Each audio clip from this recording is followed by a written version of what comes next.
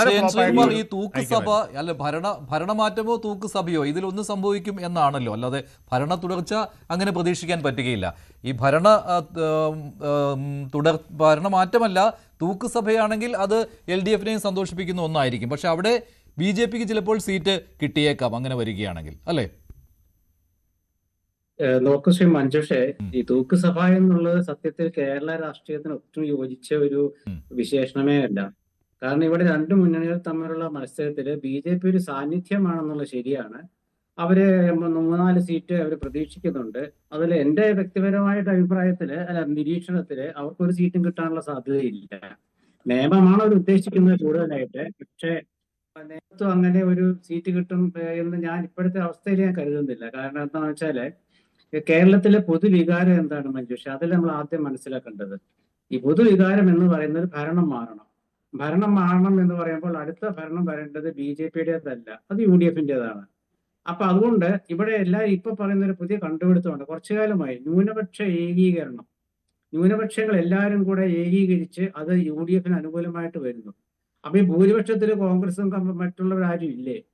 അപ്പൊ ഭൂരിപക്ഷത്തിന്റെ ഏകീകരണമൊന്നും ഇല്ലേ? അപ്പൊ ഈ ന്യൂനപക്ഷങ്ങൾ എന്നും നമ്മൾ എപ്പോഴും ഉപയോഗിക്കുന്ന പദമാണ്. LDF അധികാരത്തിലെത്തിയ അപ്പൊ പറയും ന്യൂനപക്ഷങ്ങളെല്ലാം ഒന്നടങ്കം LDFിലേക്ക് പോയി. കോൺഗ്രസ് ലോക്സഭയിൽ ജയിച്ച അപ്പൊ പറയും. അത് ഉള്ളതാണല്ലോ കേരളത്തിന്റെ ഒരു സാമൂഹ്യ സാഹചര്യത്തിൽ, അത് ഉള്ളത് തന്നെയാണല്ലോ ശ്രീകുമാർ. അങ്ങനെ ഒരു ഏകീകരണം ഉണ്ടായിട്ടുള്ളതാണ്. കേരളത്തിലല്ലേ ജീവിക്കുന്നത്? ഞാൻ പറഞ്ഞു കേട്ടെ, നിങ്ങൾ എല്ലാവരുടെ ബഹളം വെക്കില്ല, ഞാൻ പറഞ്ഞു കേട്ടെ. അപ്പൊ ഈ ന്യൂനപക്ഷം എന്ന് പറഞ്ഞാൽ സാധാരണ ഇതിൽ എങ്ങനെയാ വെച്ചാൽ ഒരു ഗവൺമെന്റിനെ മാറ്റണം എന്നുള്ള ഒരു വിഷയം വരുമ്പോഴേ അവിടെ ഭൂരിപക്ഷവും ന്യൂനപക്ഷവും ഒക്കെ ഒരേ തരത്തിലാണ് ആ ജയിക്കുന്ന മുന്നണിയെ പിന്താങ്ങുക. ഇപ്പൊ കേരളത്തിൽ ഇപ്പൊ ശബരിമല വിഷയം വന്നല്ലോ. ശബരിമല വിഷയം വന്നപ്പോൾ അത് ഡിസംബറിൽ നമ്മൾ വ്യക്തമായതാണ്. കാരണം ശബരിമല വിഷയത്തിൽ കോൺഗ്രസിൽ ഒരുപാട് പേരിങ്ങനെ കോൺഗ്രസിനെതിരായിട്ട് സോണിയാഗാന്ധിയുടെ പേരടക്കം വലിച്ചഴിച്ചൊക്കെ കൊണ്ടുവന്നല്ലോ. അവസാനം ഡിസംബറിലെ തെരഞ്ഞെടുപ്പില് കോൺഗ്രസും UDFും തൂത്തുവാരി, ഏതാണ്ട് തൂത്തുവാരി എന്ന് തന്നെ പറയാം. 6 കോർപ്പറേഷനിൽ 4 കോൺഗ്രസ് കരസ്ഥമാക്കി, 1 BJPക്കും കിട്ടി, 1 CPM കൊണ്ടുപോയി. അപ്പൊ അങ്ങനത്തെ ഒരു അവസ്ഥയൊക്കെ നമ്മൾ കണ്ടല്ലോ. അപ്പൊ ഈ ന്യൂനപക്ഷ ധ്രുവീകരണം, ന്യൂനപക്ഷ ഏകീകരണം എന്നൊക്കെ പറയുന്നത് അത് എല്ലാ കാലത്തും നമ്മൾ ആവശ്യത്തിന് പ്രയോഗിക്കുന്ന ഒരു വിശേഷണമാണ്. അത് ശരിയല്ല സത്യത്തില്. കാരണം ക്രിസ്ത്യാനികളാണെങ്കിലും മുസ്ലിങ്ങളാണെങ്കിലും അവർക്കൊക്കെ അവരുടേതായ വ്യക്തമായ രാഷ്ട്രീയം ഉണ്ടെന്നേ. നിങ്ങൾ പൊതുജനങ്ങളായിട്ട് അവരെ കാണുക, വോട്ടർമാരായിട്ട് കാണുക, അത് ആ രീതിയിൽ കാണൂ. അപ്പൊ NSS SNDPയും ഒക്കെ ഇവിടെ തോന്നില്ല കോൺഗ്രസും UDFും എപ്പോഴും അവരെ വോട്ടർമാരായിട്ട് മാത്രമാണ് കാണുന്നത് എന്ന് കേട്ടോ. അത് ന്യൂനപക്ഷ ഏകീകരണം കോൺഗ്രസും ആഗ്രഹിക്കുന്നതാണ്, അവർ അതിനുവേണ്ടി പണിയെടുക്കുന്നു. അല്ല, നമ്മളെ മനുഷ്യ പരമ്പരാഗതമായിട്ട് നമ്മൾ ഉപയോഗിച്ചു വരുന്ന ഒരുപാട് നിരീക്ഷണങ്ങളൊക്കെ തെറ്റായി വരികയാണ്. കാരണം വെച്ചാൽ കാലം മാറി. ഈ പഴയ കാലത്തെ പോലെയുള്ള ഈ നമ്മുടെ പുതിയ തലമുറയെ കൂടി നിങ്ങൾ കണക്കിലെടുക്കണം. ഇപ്പൊ 18 വയസ്സായ ഒരാൾക്ക് അയാൾ ന്യൂനപക്ഷമാണോ ഭൂരിപക്ഷമാണോ എന്ന് പോലും അറിയാൻ വയ്യ. അങ്ങനത്തെ ഒരു അവസ്ഥയിൽ നമ്മളെ മാറ്റത്തെ കുറിച്ച് നമ്മൾ ചിന്തിക്കണം. ശക്തമായിട്ടുണ്ടെന്നാണ് കേട്ടോ. ഇപ്പൊ മഞ്ചേശ്വരത്തെ കുറിച്ച് പറയുമ്പോൾ അത് മാത്രമാണ് രാഷ്ട്രീയ പാർട്ടികൾ സംസാരിക്കുന്നത്.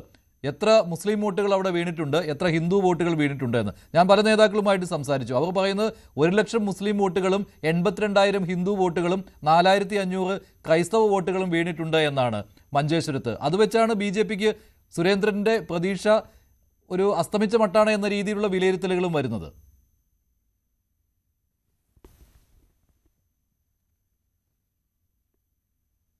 ഉള്ളില് മറ്റേ CPMകാരുണ്ട്, BJPക്കാരുണ്ട്, കോൺഗ്രസ്സുകാരുണ്ട്, RSPക്കാരുണ്ട്, മുസ്ലിം ലീഗുകാരുണ്ട്. എന്താ സംശയത്തില്? ഹിന്ദുക്കൾക്കിടയിൽ മുസ്ലിം ലീഗുകാരില്ലേ? അതുപോലെ ക്രിസ്ത്യൻ സമുദായത്തിനിടയിൽ കമ്മ്യൂണിസ്റ്റുകളുണ്ട്, കോൺഗ്രസ്സുകാരുണ്ട്, BJPക്കാരുണ്ട്, മറ്റു വിപ്ലവ പാർട്ടികളുടെ ആളുകളുണ്ട്. അപ്പൊ ഇത് നമ്മൾ മനസ്സിലാക്കേണ്ടതെന്ന് വെച്ചാൽ 10 വർഷം ഒരു ഗവൺമെന്റ് ഭരിച്ചു. ആ ഗവൺമെന്റിനെതിരായിട്ടുള്ള ഒരു വിധിയെടുത്തായിട്ട് നമ്മൾ കാണുമ്പോഴേ അത് പൊതുജന വോട്ടായിട്ട് കണക്കാക്കാൻ ഞാൻ തയ്യാറുള്ളൂ. നിങ്ങൾ എങ്ങനെ വേണേ കണക്കാക്കി. പക്ഷേ നിയമത്തിന്റെ കാര്യത്തിൽ അപ്പോൾ വിയോജിക്കേണ്ടി വരും കേട്ടോ. അവിടെ ഭരണവിരുദ്ധ വികാരമാണ് പ്രകടമാവുന്നതെങ്കിൽ UDF ജയിക്കേണ്ടതാണ്. പക്ഷെ നിലവിലെ സാഹചര്യം അങ്ങനെ ആയിരുന്നില്ല. അവിടെ ഒന്നുകിൽ LDF അല്ലെങ്കിൽ BJP അങ്ങനെ വരികയുള്ളൂ. അല്ല, അങ്ങനെ വരികയുള്ളൂ എന്നുള്ളത് നമ്മൾ ഇതുവരെയുള്ള ചിന്ത നമ്മുടെ അങ്ങനെയാണ്. നിയമത്ത് കരുണാകരൻ ജയിച്ച മണ്ഡലമാണ് നിയമം എന്ന് ആലോചിക്കുക. UDFന് ഒരു സാധ്യതയും ഇല്ലാത്ത മണ്ഡലമാണ്. UDF നേതാക്കളുമായിട്ട് പലരോടും സംസാരിച്ചു. അവർ തിരുവനന്തപുരത്ത് വിട്ടുകളഞ്ഞിട്ടുള്ള ഒരു മണ്ഡലമാണ് നിയമം. അവർ വിജയ സാധ്യത കാണുന്ന നിയമം ഒഴിവാക്കി നിർത്തിക്കൊണ്ടാണ്. കരുണാകരൻ ജയിച്ച നിയമമല്ല ഇപ്പോഴത്തെ നിയമം. അത് എല്ലാം മാറിപ്പോയി. നിങ്ങൾക്ക് ബി ജെ പിക്ക് വിജയിപ്പിച്ചോളൂ. എനിക്ക് യാതൊരു അങ്ങനെയാണ്. ഇല്ലല്ല ബുദ്ധിമുട്ടില്ല. അങ്ങനെയാണെങ്കിൽ ഞങ്ങളിപ്പോ 10-20 സീറ്റ് പറയട്ടെ, ഞാനൊന്ന് പറയട്ടെ. ഒരു 1-2 സീറ്റ് ഞാൻ വട്ടിയൂർക്കാവിന്റെ കാര്യം പറഞ്ഞുവല്ലോ ബുദ്ധിമുട്ടാണെന്ന്. മഞ്ചേശ്വരത്തിന്റെ കാര്യം ഞാൻ ഉറപ്പിച്ച് പറയുന്നില്ലല്ലോ. അല്ല, ഞാൻ പറയട്ടെ, നേമത്ത് BJP ജയിക്കുന്ന അവർ കണക്ക് കൂട്ടുന്നുണ്ട്. രാജീവ് ചന്ദ്രശേഖരൻ എന്താ കാരണം എന്ന് വെച്ചാൽ നിങ്ങളെ ഉദ്ദേശിക്കുന്നൊന്നുമല്ല. തിരുവനന്തപുരം ലോക്സഭാ മണ്ഡലത്തിൽ ശശി തരൂരും രാജീവ് ചന്ദ്രശേഖരനും തമ്മിൽ മത്സരിച്ചു. നഗരപ്രദേശമായി ഏതാണ്ടൊക്കെ കിടക്കുന്ന നേമം പോലുള്ള ഒരു സ്ഥലത്ത് അവിടെ രാജീവ് ചന്ദ്രശേഖരന് ഭൂരിപക്ഷം വോട്ടുകൾ കിട്ടി. ശശി തരൂർ ജയിച്ചത് പുറത്തുള്ള മറ്റുള്ള എന്താ പറയുക, കടലോര മേഖലയും അതുമായി ബന്ധപ്പെട്ട ഒരുപാട് വോട്ടുകൾ കൊണ്ടാണ്, 10-16 വോട്ടുകൾ കൊണ്ടാണ് അദ്ദേഹം ജയിച്ചത്. അപ്പൊ അതുകൊണ്ട് അതിനുശേഷം ഈ കോർപ്പറേഷൻ തെരഞ്ഞെടുപ്പ് വന്നപ്പോൾ നഗരപ്രദേശങ്ങളിൽ BJPക്കുള്ള സ്വാധീനം കൊണ്ട് അവർ കോർപ്പറേഷനിൽ ഒറ്റക്കക്ഷിയായിട്ട് മാറി. ഇതൊക്കെ വെച്ചുകൊണ്ട് നമ്മൾ നിയമസഭാ തെരഞ്ഞെടുപ്പിനെ കാണരുത്. അല്ല, അങ്ങനെ കാണുകയാണെങ്കിൽ വളരെ അനായാസം BJP ജയിക്കും. നേമവും വട്ടിയൂർക്കാവും അതുപോലെ തന്നെ കഴക്കൂട്ടവും അങ്ങനെ കാണുന്നില്ല. ഓരോന്നും പ്രത്യേകം തന്നെയാണ് കാണുന്നത്. അതുകൊണ്ടാണ് പറഞ്ഞത് വട്ടിയൂർക്കാവ് സാധ്യത കുറവാണ്, നേമവും കഴക്കൂട്ടവുമാണ് സാധ്യത കൂടുതലെന്ന്. പക്ഷേ നമ്മൾ ഈ മറ്റന്നാൾ നടക്കുന്ന ഫലത്തിലേക്ക് നമ്മളിങ്ങനെ വാശി പിടിക്കേണ്ടതല്ല. ഞാനൊരു പൊതു നിഗമനമാണ് പറയണത്. ഞാൻ പറഞ്ഞ നിഗമനമാണ്. നിഗമനം എന്ന് പറയുന്നത് നമുക്ക് കിട്ടുന്ന പുറമേ നിന്ന് കിട്ടുന്ന വിവരം അനുസരിച്ചിട്ടാണ്. അല്ലാതെ ഒരാള് ഞാൻ ആർക്കാ വോട്ട് ചെയ്യുന്നുള്ള ഞാൻ പറയാത്തത്തോളം കാലം നിങ്ങൾക്ക് അറിയില്ല. പിന്നെ വെറുതെ നമ്മൾ അതിൽ പിടിച്ചാൽ ചർച്ച ചെയ്യാനില്ല. ഞാൻ പറയുന്നത് പൊതുവായിട്ട് ഇപ്പോൾ നമ്മുടെ സംസ്ഥാനത്ത് ചർച്ച ചെയ്യപ്പെടുന്ന എന്താണ്, അതായത് ന്യൂനപക്ഷങ്ങളെല്ലാം കോൺഗ്രസിന്റെ UDFന്റെ ഒപ്പം പോയി. അപ്പൊ ഭൂരിപക്ഷം എല്ലാം CPMന്റെ ഒപ്പം പോയോ BJPക്കൊപ്പം പോയോ? BJPക്കൊപ്പം ഭൂരിപക്ഷം പോകുന്നില്ല കേരളത്തില്. അതാണ് 2019 ലോക്സഭാ തെരഞ്ഞെടുപ്പിലും 2016 നിയമസഭാ തെരഞ്ഞെടുപ്പിലും 2021 നിയമസഭാ തെരഞ്ഞെടുപ്പിലും 2024 ലോക്സഭാ തെരഞ്ഞെടുപ്പിലും ഡിസംബറിലെ പഞ്ചായത്ത് തെരഞ്ഞെടുപ്പിലും കണ്ടത് ഭൂരിപക്ഷത്തിന്റെ തീരുമാനം UDFന്റെ ഒപ്പമാണെന്ന്. അതാണ് ഞാൻ പറയുന്നത്. അതിനടിസ്ഥാനം എനിക്കുള്ളത് ഈ തെരഞ്ഞെടുപ്പ് വിജയങ്ങളാണ്.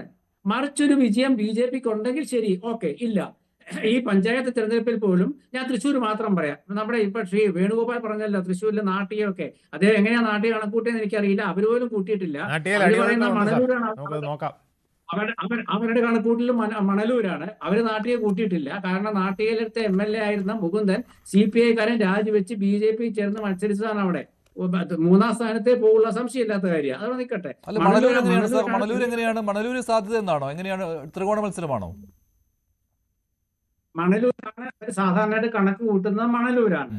അപ്പൊ മണലൂരിൽ കണക്ക് കൂട്ടാൻ കാരണം എന്താ വെച്ചാൽ അവിടെ നമ്മുടെ AN രാധാകൃഷ്ണൻ മത്സരിച്ച കാലത്ത് അവിടെ കുറച്ച് വോട്ടുകൾ അവർക്ക് കിട്ടിയിരുന്നു. 3-ാം സ്ഥാനത്ത് തന്നെയാണ്, എന്നാലും കുറച്ച് വോട്ടൊക്കെ പിടിക്കാൻ പറ്റി. അപ്പൊ അത് വെച്ചുകൊണ്ടാണ് അവർ ഈ മണലൂരിനെ കുറിച്ച് പറയുന്നത്. നേരെ മറിച്ച് തൃശ്ശൂരിലേക്കൊക്കെ വരുമ്പം തൃശ്ശൂരിൽ നിങ്ങൾ ഒന്ന് ആലോചിച്ച് നോക്കൂ. തൃശ്ശൂർ കോർപ്പറേഷനിൽ തന്നെ 56 വാർഡുകളിലെ 33 വാർഡും പ്ലസ് 2 വിമതരായിട്ട് മത്സരിച്ച കോൺഗ്രസ് ചേർന്ന് 36 വാർഡുകള് കോൺഗ്രസ് ആണ് ഭരിക്കുന്നത്. ഇവിടെ സുരേഷ് ഗോപി ജയിച്ചു വന്ന തൃശ്ശൂർ നഗരത്തിൽ ഉൾപ്പെടുന്ന കോർപ്പറേഷൻ ഉൾപ്പെടുന്ന സ്ഥലത്ത് BJPക്ക് കഴിഞ്ഞ തവണ 6 ഡിവിഷൻ ഉണ്ടായിരുന്നു. ഇത്തവണ 8 ഡിവിഷൻ വന്നു. അതിൽ 7 ഡിവിഷനുകൾക്ക് കിട്ടിയിട്ടുള്ളൂ. ഒന്ന് അവര് ടോസ് ഇട്ട് നേടിയതാണ്. അപ്പൊ അങ്ങനെ വരുമ്പോ എന്താ ഗുണം എന്ന് വെച്ചാല് അവിടെ BJP വളർന്നിട്ടില്ല. ഇവിടെയും തൃശ്ശൂര് വളർന്നിട്ടില്ല. ക്ഷേത്ര നഗരി എന്ന് അവർ പറയുന്നതാണ്, BJP പറയുന്ന സ്ഥലമാണത്. അവർ വളർന്നിട്ടില്ല. 6-ൽ നിൽക്കുകയാണ് അവർ. 7-ൽ നിൽക്കുക. 6-ൽ നിന്നവർ 8-ലേക്ക് എത്തിയത് ഒന്ന് നറുക്കിട്ടെടുത്തതാണ്. അപ്പൊ അതുപോലെ തിരുവനന്തപുരം ഞാൻ പറഞ്ഞു കഴിഞ്ഞു. ഈ തിരുവനന്തപുരം എങ്ങനെ BJPക്ക് കിട്ടിയത്?